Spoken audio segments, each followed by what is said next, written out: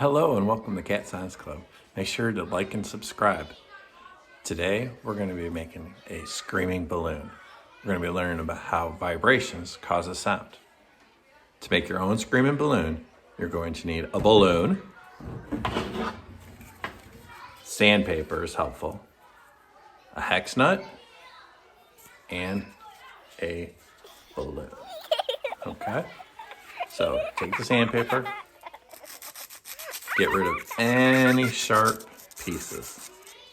Take your hex nut, put it inside your balloon. Be careful now, this is a choke enhancer here.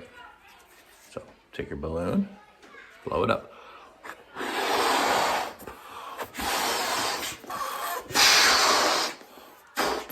Not too big.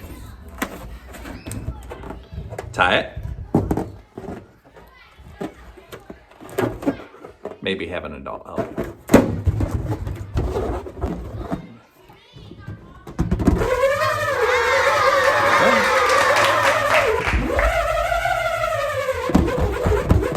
The science behind it is the hex nut is hitting the sides of the balloon.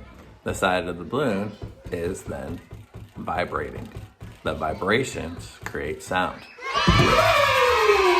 Science!